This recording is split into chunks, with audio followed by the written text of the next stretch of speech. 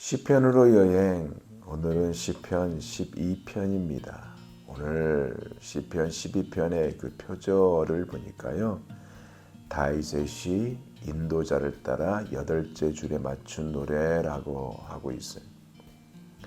제가 지난번에 말씀했죠. 8째 줄에 맞춘이라는 의미는 저음, 즉 탄식의 노래라고 했습니다. 하수에메니트. 왜 8째 줄에 맞춰 부르게 했을까? 그것은 어떤 의미보다는 호소가 담긴 것이 아닐까. 다윗이 전하고자 하는 호소, 즉 다윗의 마음이 담긴 것이 아닐까라고 생각해 볼 수 있습니다. 그것이 무엇인가 한번 볼까요? 1절입니다. 여호와여 도우소서, 경건한 자가 끊어지며 충실한 자들이 인생 중에 없어지나이다. 무슨 얘기일까? 하나님의 즉각적인 개입을 요청하고 있는 거라 볼 수 있습니다. 그것이 바로 뭐냐? 경건한 자가 끊어지며 충실한 자들이 인생 중에 없어진다. 여호와 하나님 도와주옵소서. 한마디로 살려주세요. 도와주세요. 불쌍히 여겨주세요. 얼마나 급했으면 이렇게 구하였을까요? 경건한 자와 충실한 자가 끊어지고 없어진다는 그 이유죠. 그러면 경건한 자와 충실한 자가 과연 누굴까? 그들은요, 하나님을 진심으로 사랑하는 자입니다. 거룩을 추구하고 세상과 구별된 자, 믿음의 사람이 바로 경건한 자와 충실한 자. 이것이 끊어지며 없어진다라고 서술하고 있어요. 근데 이 시제를 보니까 완료형이네요. 뭐예요? 경건한 자와 충실한 자가 이미 끊어졌다. 현재는 없다. 사회가 부패되고 부패됐다 그 얘기예요.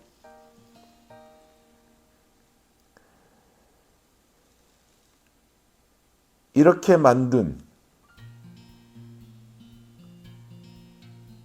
부패하게 만든 그들의 모습에 대해서 2절에 이렇게 말하고 있습니다. 그들이 이웃에게 각기 거짓을 말하며 아첨하는 입술과 두 마음으로 말하는도다.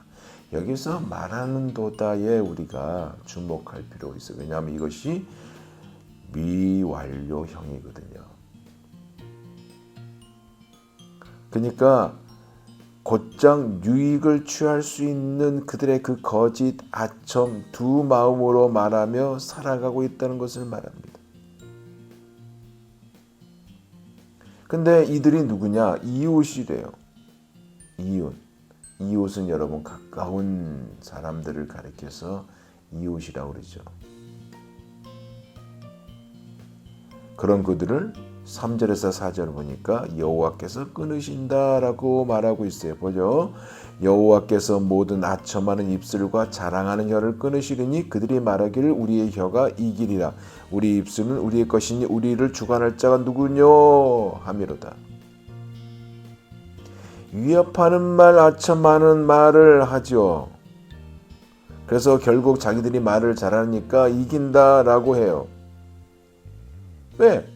중심에 하나님의 계명이, 하나님의 존재 그 자체가 없다고 여기기 때문에 그래요. 삶을 통해 드러난 그 악한 현상들과 본질적인 문제, 이것이 안 고쳐진다 얘기입니다.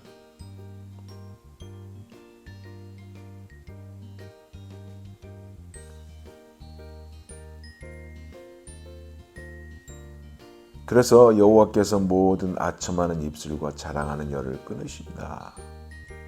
그렇지만 그들이 말하기를 우리의 혀가 이긴다. 우리의 입술은 우리 것이다.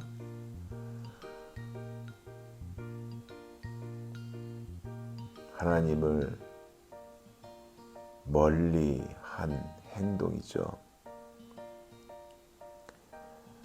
안 고쳐진다. 왜? 하나님이 침묵하고 계시거든요. 그것을 두려워해야 되는데 이들은 계속 컨티뉴입니다. 그 안 고쳐진 모습이 뭘까요? 이 예화가 맞는지 모르겠지만 들어보세요. 어떤 사람이요, 자신 아들을 데리고 잔치집에 갔습니다. 그 집 하인이 어린아이에게 물었어요. 얘야, 우유 마시겠니? 우유 줄까? 아니면 술을 마시겠니? 내가 원하는 대로 갖다 주마. 이렇게 물어보는 그 자체가 좀 이상하죠. 그냥 우유만 갖다 주면 되는데 이 사람, 그 질문한 이 사람도 좀 이상해요. 여튼 우유 마시겠니? 아니면 술을 마시겠니? 잔치집이니까 술판이겠죠. 그래서 어린이가요, 뭐라고 그랬냐면 아버지가 마시는 것으로 먹겠습니다.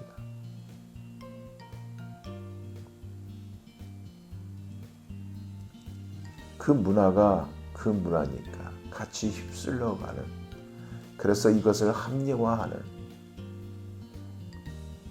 다윗의 탄식이 바로 이 모습입니다. 이 다윗의 탄식에 대해 하나님의 응답이 있는데 5절에 여호와의 말씀이 가난한 자들의 눌림과 궁핍한 자들의 탄식으로 말미암아 내가 이제 일어나 그를 그가 원하는 안전한 지대에 두리라 하시리다. 침묵이 아니라 이제 일어나신다. 하나님의 변화를 언급하신 것이죠. 더는 보고만 앉아 있을 수 없겠다는 강한 의지의 표명 아닙니까? 이제 내가 일어나서 그들이 갈망하는 구원을 베풀겠다는 구원을 약속하고 있습니다. 안전한 지대에 두리라. 보호하겠다. 하나님의 응답이 겁니다. 하나님의 백성을 하나님의 안전지대로 옮기는 이 사실을 여러분 믿으시기 바랍니다. 하나님은 그런 분이에요. 여러분을 안전한 곳으로 옮기시는 하나님입니다. 6절에서 7절에 그뿐만 아니라 여호와의 말씀은 순결하며 흙 도가니에 7번 단련한 은 같도다. 여호와여 그들을 지키사 이 세대로부터 영원까지 보존하시리다 라고 하고 있어요. 하나님의 말씀의 순결함이 흙 도가니에서 7번 단련한 은에 비유하고 있습니다. 이게 무슨 말일까? 무슨 의미일까? 사람들의 입에서 나오는 불순한 말들이 있잖아요. 이것과는 완전히 다르다는 것. 하나님의 확실한 보호를 노래하고 있습니다. 그러면서 다윗이요, 이렇게 툭 던지면서 마무리하고 있는데 이 마무리 말이 별로 듣고 싶지 않는 한마디에 들어보세요. 8절입니다. 비열함이 인생 중에 높임을 받는 때에 악인들이 곳곳에서 날뛰는도다. 그럼에도 불구하고 악인들이 들끓고 비열한 사람들이 높임을 받는 것이 이 세상이다 이야기하고 있어요. 다윗의 때도 그랬다고 하면 지금은 얼마나 그렇습니까? 근데요, 여기에 중요한 교훈이 있어요. 그것이 뭐냐? 다윗에게 주신 중요한 교훈이 그 은혜인데 하나님의 약속인데요. 악이 판치는 세상을 하나님이 임재하셔서 바벨탑처럼 무너뜨리겠다는 것이 아니라 또한 노아의 때 홍수처럼 그 악한 것을 또는 세상을 수장시키겠다는 것도 아니라 이 악한 세상이지만은 이 악한 세상 속에서도 하나님을 사랑하고 말씀을 사랑하고 그럴 때마다 찾아오는 핍박과 궁핍해진 것들이 있어도 하나님은 경건한 사람, 즉 충실한 사람을 구원하시겠다. 그 약속이에요. 이것이 오늘 우리에게 주는 중요한 은혜요 교훈의 말씀이에요. 그러기에 우리가 어떻게 해야 될까요? 빛과 소금의 삶을 살아야죠. 사랑하는 여러분, 지금 여러분이 어려움을 당하고 있습니까? 세상과 다른 길을 걷는다고 손가락질을 받고 계십니까? 하나님이 도우신다는 이 사실을 믿으시기 바랍니다. 예수님이요 여러분을 닦아주시고 은혜의 동산으로 인도하신다는 이 사실을 믿으시기 바랍니다. 경건한 사람, 충실한 사람 점점 줄어가고 있고 찾아보기 힘든 이 세상에 살고 있는 우리예요.